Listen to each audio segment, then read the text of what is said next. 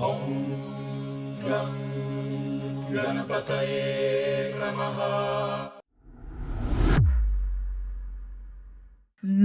world raisers. Sabine and Roger here. Let's watch What is Hinduism by Cogito. Yeah, I think we're going to be in for a treat here. We checked out the channel a little bit, and if the videos are as good as the thumbnails, it's going to be good. So here we go. But before we get started, we just want to shout out and thank our channel members. Thank you so much for all of your support. We could not continue to do this for much longer without you. And hopefully a few more. So please, people, check it out. Thank you. Hinduism, the religion of over 1 billion people, is the world's oldest religion and probably the most confusing one to non-Hindus. Some say it isn't even a religion, more a way of life. Hindus themselves call it the Sanātana Dharma, the eternal tradition. So, what is Hinduism? Does YOLO apply to them? And who is this elephant guy? Well, let's find out. Yeah. Oh boy.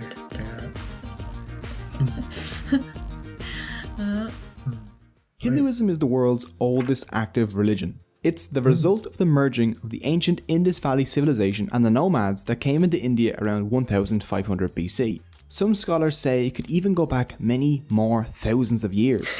But we won't delve too deep into dates, because dates in Hinduism are very, very controversial. One thing is certain, Hinduism is old, like at least 36 Betty Whites. Hinduism has been around for so long that it and the concept of India itself are inseparable. Hindu and India even come from the same word. Sanskrit was the ancient language of the Hindus, and the Sanskrit name for the Indus River is Sindhu.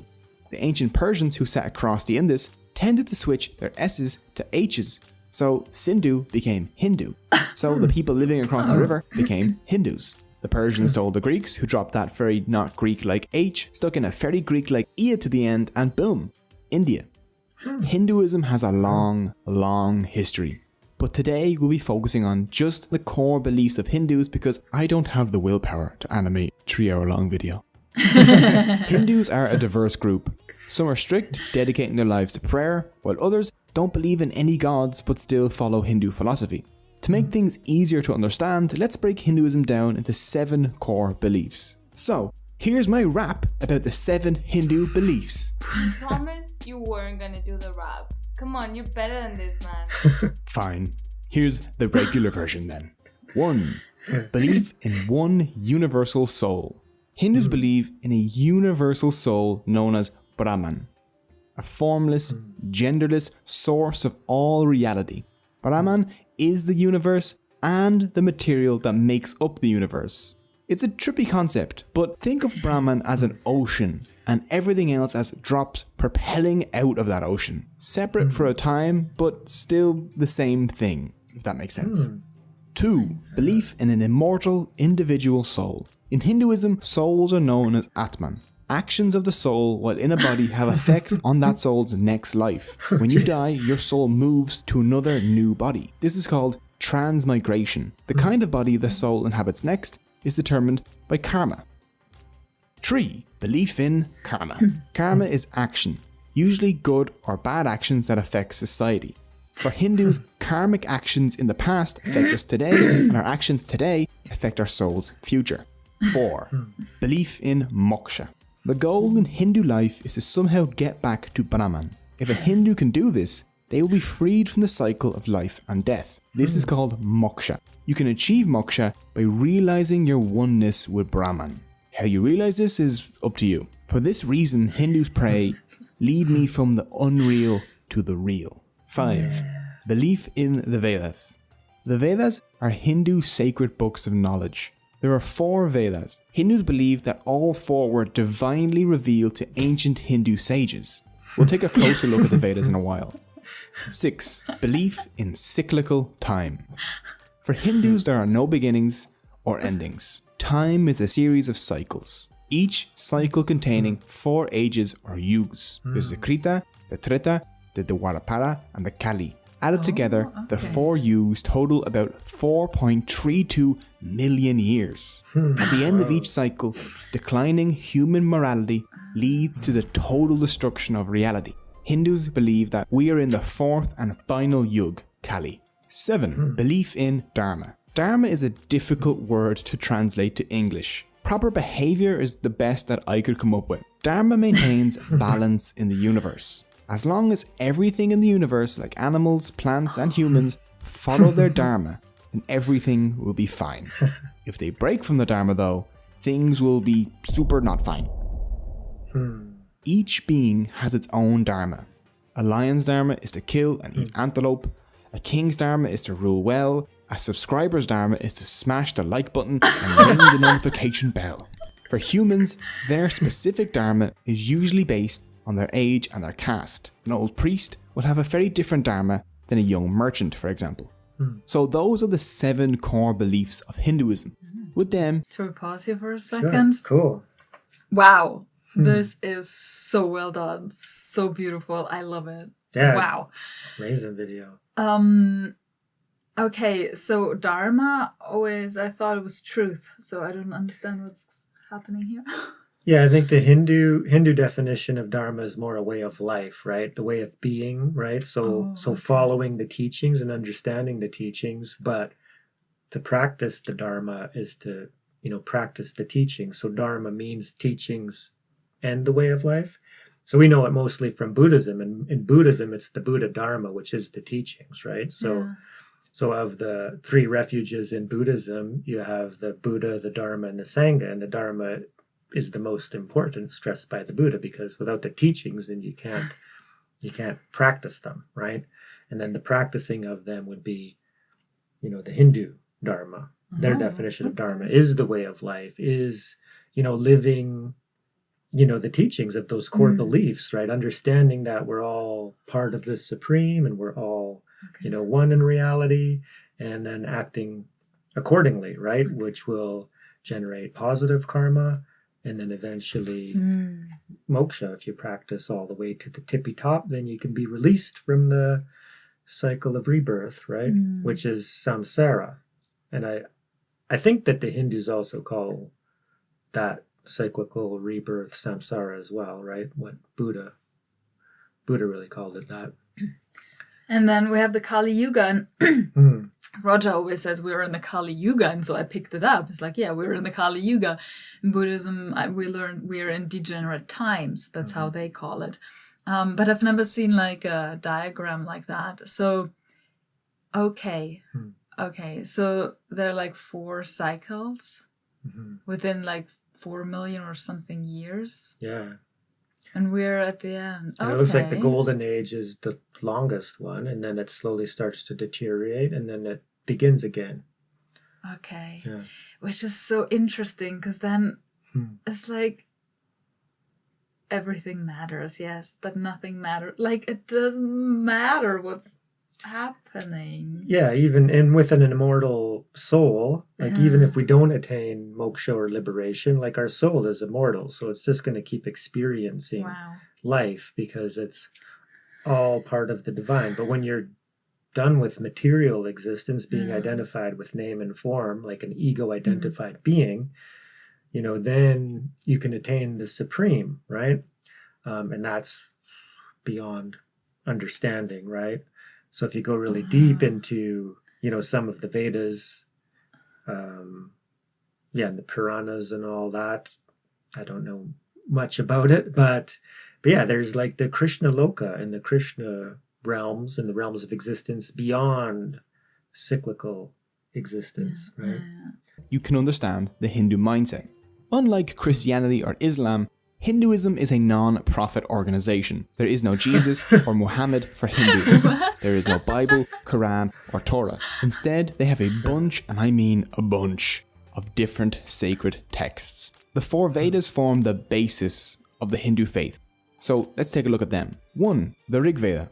The Rig Veda is a collection of songs that praise and discuss ideas like truth, reality, and the universe, along with discussions on war, weddings, and rituals. 2. The Yajur Veda. The Yajur Veda covers stuff such as sacrificial rites and rituals. 3. The Sama Veda. Sama literally means sweet song that destroys sorrow. It is mostly songs dedicated to praising gods. It's different than the rest of the Vedas because it's set to music. 4. The Atharva Veda. The Atharva Veda is my favorite one. Do you want to curse your enemies? Or charm that special someone? Maybe learn to invoke rain? Or discover herbal medicine along with tips on warfare? Like how to make poison arrows? Well, this Veda has you covered, along with a bunch of other charms and curses. It even has a curse against cursers. Avoid us, O curse, as a burning fire avoids a lake. Strike him here that curses us, as the lightning of heaven the tree. A link to the Atharva Veda is in the description, just in case you need a spell to get a wife or another to banish pigeons from your presence. It's great. After the Vedas come the Upanishads, which are like a sequel that makes the original make much more sense. They were probably written down between 800 BC and 500 BC, during a time when some Hindus started to question the Vedas. Their ideas became the Upanishads. The Upanishads are books on philosophy, like we would expect from Plato or Aristotle. They're all about questioning, doubt, debate, and finding the answers to life's difficult questions. A theme in the Upanishads is that people are not their minds, or bodies, or egos, but their Atman. Your soul is you. Everything else is unreal and temporary. After the holy texts like the Vedas and the Upanishads are other less divine but still important texts. These include stuff like the Puranas, the Bhagavad Gita, and the Ramayana and the Mahabharata. The Puranas are like encyclopedias of Hindu beliefs. There are 18 well-known Puranas. The Puranas cover things from yoga, to army organization, to taxation, to the caste system, to hell, gods, and everything in between. The Bhagavad Gita, Gita for short, is one of Hinduism's most important texts. The Gita takes place on a battlefield where Arjuna, a great warrior, refuses to fight. Lord Krishna steps in to urge Arjuna to fight, and their discussion covers things such as Dharma and how to live your best life. Arjuna eventually fought after Lord Krishna taught him the truth about Dharma. As a member of the warrior caste, Arjuna's Dharma was to fight against evil.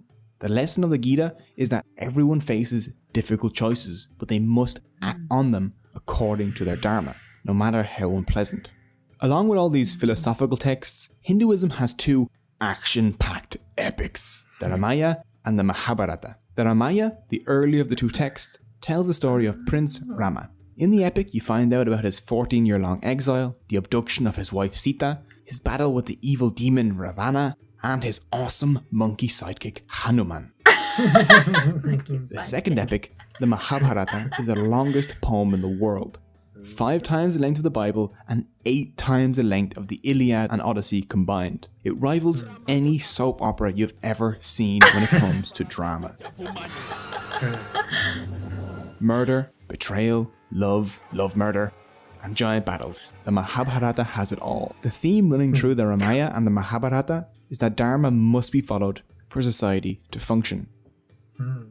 In Hinduism, there are 4 goals a person should aim for to have a good life.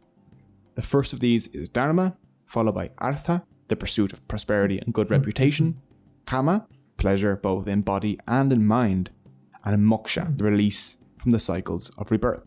Hindus should practice Artha and Kama with Dharma in order to achieve Moksha. There are also 6 temptations Hindus should try and avoid. Kama, lust and materialism. This Kama is different from the good Kama mentioned above, I know.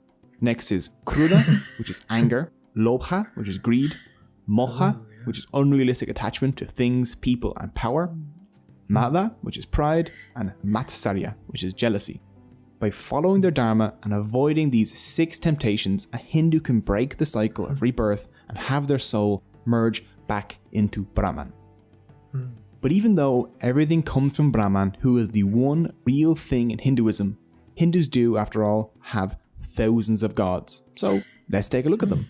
First, there's Brahma, the creator. He created everything in the universe, but he is not the universe itself, because that's Brahman. They aren't the same thing. That last letter changes a lot, apparently. He has 4 heads. The heads face each of the 4 directions to represent the 4 Vedas, which he created, and the 4 yugas. He also holds a book, which represents knowledge. Oh, and he rides a giant swan because he's just fancy. His consort is Saraswati, the goddess of learning. Vishnu, the preserver, is the second member of the Hindu trinity. He preserves the world created by Brahma until it is eventually destroyed by Shiva. He holds a discus, which he uses to cut down anyone that tries to mess with his dharma, along with a conch, which symbolizes victory and the 5 elements. Vishnu has many, many avatars, such as Krishna or Rama, who he uses to defend dharma on earth. Oh, and he rides a giant eagle named Garuda. Vishnu has 2 consorts, the goddess Lakshmi and Bhudevi. Bhudevi is the earth goddess and Lakshmi is the goddess of good fortune and wealth. Next is Shiva the Destroyer, the 3rd member of the Hindu Trinity. It's his job to destroy the universe in order to prepare for its renewal at the end of each cycle of time. The most identifiable of his features is his 3rd eye, which he almost always keeps closed. If he does open it and you're in front of him, then you will have your face melted off.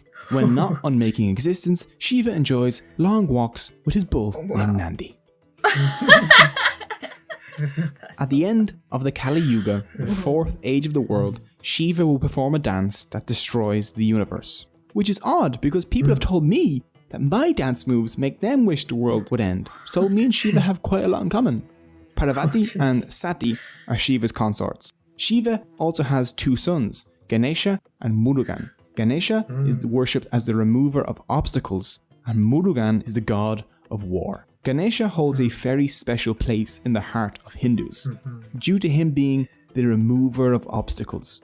The elephant head is the most obvious clue to identifying him. He was actually born with a human head, but after Shiva cut that one off, he kind of had to make do with an elephant one. If you're Christian or Muslim, you're aware that your religion has a bunch of different denominations, like Catholics or Protestants, Sunni and Shia. Hinduism has these too. Hindus developed 4 major denominations, some of which have their own subdivisions. The Vaishnavas primarily worship Vishnu and Shaivas primarily worship Shiva and his sons. Smartas follow sacred texts like the Puranas, the Ramayana and the Mahabharata rather than the Vedas. They worship 5 gods and goddesses, Ganesha, Durga, Surya, Shiva and a preferred avatar of Vishnu. Finally, Shaktas worship the goddess Devi. Shaktas see Devi as the ultimate and eternal reality, like a feminine Brahman. Even though there are all these variations and more, the core beliefs of Hindus remain mostly the same. Hindus believe that Dharma keeps the balance in the universe. If the scales between good and evil start tipping towards evil, then something needs to intervene to fix the universe's Dharma. This divine intervention is known as an avatar. The literal meaning of the word avatar is descent. Avatars are gods that descend to Earth to intervene whenever help is needed to restore Dharma. For example, when the Earth was dragged underneath the ocean, Vishnu descended to Earth as the avatar Varaha, a boar, and dragged the Earth back out. In other cases, Vishnu was born on Earth as a human avatar like Rama or Krishna, where he spent his avatar's life fixing Dharma. So, the caste system. If you only know one thing about Hinduism, this is probably it. People see it as an oppressive system that locks people in place based on their birth. And for a huge part of history, that's what it's been, unfortunately. Let's do a quick explanation of what the caste system is. In Hinduism, there are 4 castes or classes that you can be born into. There's the Brahmin, the priest, the Kshatriyas, the warriors, the Vaishyas, the traders, and the Shudras, the manual laborers. The main basis for the caste system can be found in the Bhagavad Gita and the Rig Veda. Krishna says in the Gita, "I have created a 4-fold system in order to distinguish among one's qualities and functions." The Rig Veda also refers to the 4 castes. It says humans were created from parts of the god Purusha, the Brahmin from his face, the Kshatriya from his arms, the Vaishya his thighs, and the Shudra his feet. This system was supposed to assign people functions based on their abilities, not their birth. If someone had the qualities of a Brahmin or a Vaishya, they could fill those roles.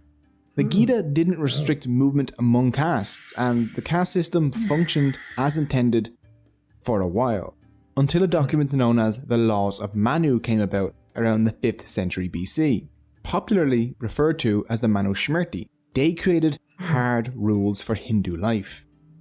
2 rules presented in it contributed to the way the caste system turned out.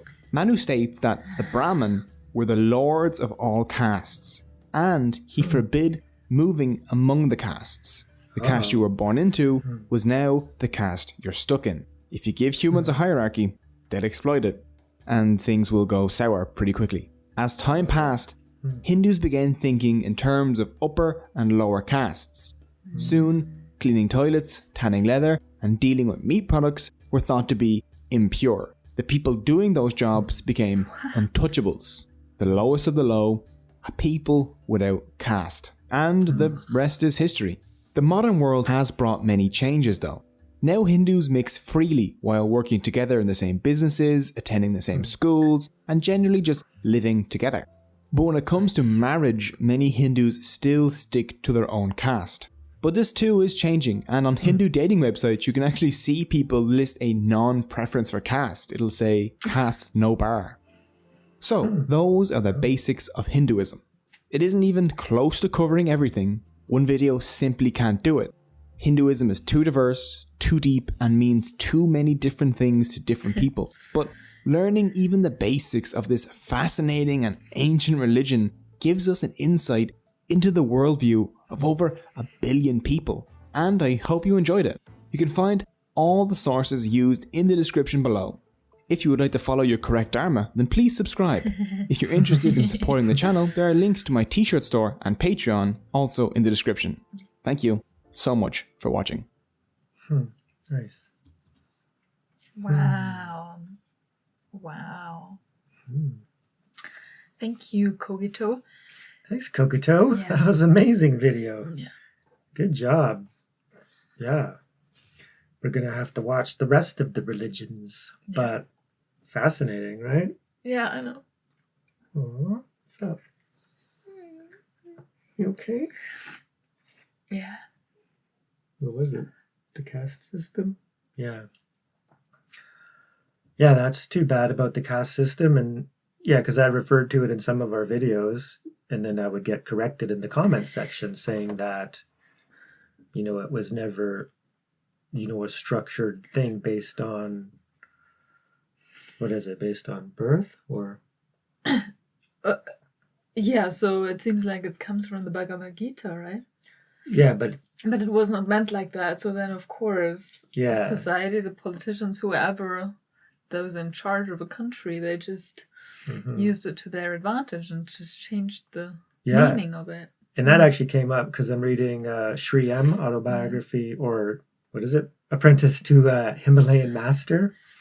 And in that it came up where Babaji was explaining how the Upanishads actually were used and kept secret by the Brahmin caste class to and then they weren't allowed, like you weren't even allowed to read them, right? And that actually, Babaji is explaining that it actually led to the degeneration, of Hindu culture, because not everybody was able to understand, the higher teachings, right? So and that would also prevent, people, like if you don't come across the teachings that, hey, you guys can move up and switch if, it sounds like they just structured it and took advantage in a way, but not to despair and, point fingers and blame, right? So I think it sounds like Hinduism has progressed a great deal and that it's back to the way that it should be, hopefully. Yeah. When I read, there was also an example in Sri M's book when he came across how these rules are in some parts, and I just started crying because I find it so it's so hard. I mean, in the end, it's all a divine play and karma, and it's all good. But still, I don't know. It's just, I can't even control it. I could just cry and cry and cry. When I just hear the word untouchable, it's just like, whoa. Yeah. The positive things. Yeah, let's focus on that. Yeah. Sorry. Amazing video and incredibly informative. Yeah. And just how diverse the Dharma and even the Mahabharat, because I read like a short version, it was about this thick, of the Mahabharat, just really condensed, I guess, because I didn't realize it was, that big, just huge, right? And the amount of wisdom and Dharma and how to lead, a proper life. Because we have to also admit too that in this day and age, not everybody's a spiritual seeker, not everybody's on the path, but if you're still, being a good person and practicing Dharma, in just a general way of having it part of your life, it doesn't have to be, okay, moksha, that's the goal, right? Because we all still need to function as a society and earn a living and, have a family, and all of that stuff is a part of it, right? So it seems like, the Vedas were really teaching us, how to live, right? And it wasn't totally touched on this, but, enlightenment in general is just, and even in that tradition, moksha, and what does that mean? And these are the enlightened beings and the sages and the gurus, the rishis that have attained this higher state. And then if the body continues, to function, where some attain mahasamadhi and then the body dies because the soul is totally gone, but there are enlightened beings, and those are the ones that are teaching. And also on my journey, I came across, pointers and teachers saying that, all religions are based upon the teachings of these enlightened masters, right? And you can kind of see that. So people need to have these realizations, in order to be able to express it and share it, right? So in that way, I kind of see how India and Hinduism being the oldest civilization, at least even with a philosophical, spiritual system in these Vedas, and where did they come from? And then the other religions founded by enlightened beings. So everything is kind of flowing out, of Hinduism for me, which is why Hinduism is also so accepting of the other paths and other traditions, right? To an extent, right? Of course, we can be like, because there's some religions might be doing things that aren't in line with Dharma. But if they would really see that, this person was teaching, like ego surrender and selflessness, then we can see that there can be Dharma within all religions. So what an amazing video, just packed with information. So there's just way too much for us to discuss here. And plus, I think my mind is still, processing it all.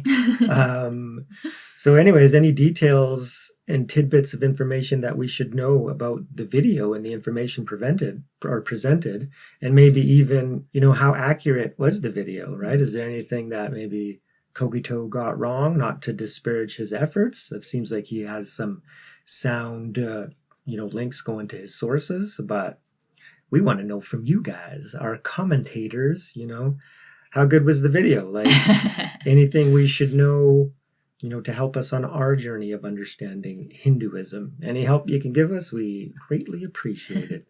So thank you so much for joining us. If you like this video as much as we did, please hit that like button. Remember to subscribe. It really, really helps the channel. Let us know what you think down in the comments. And remember, raise yourself. And raise the world. Thank you so much, everyone. And a very special thank you to all our members. We love you. Peace.